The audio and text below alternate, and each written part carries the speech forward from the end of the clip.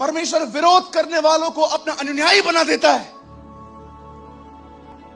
इसीलिए बाइबल बताती है न बल से न शक्ति से परंतु प्रभु की आत्मा के द्वारा ये हो जाएगा। अरे कितना छोटा विश्वास है तुम्हारा, थोड़ा देखते हो डिस्टर्ब हो जाते हो।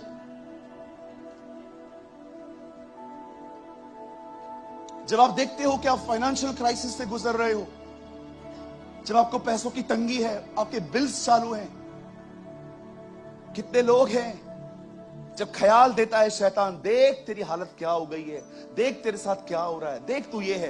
कितने लोग हैं जो शैतान से लड़ते हैं कि नहीं प्रतिज्ञा पूरी होगी।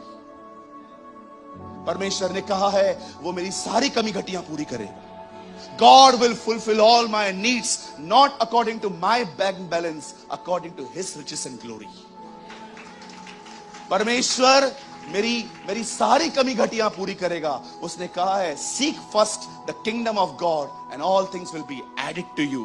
पहले तुम उसके राज्य की खोज करो और बाकी की सारी वस्तुएं तुम्हें जोड़ दी जाएंगी।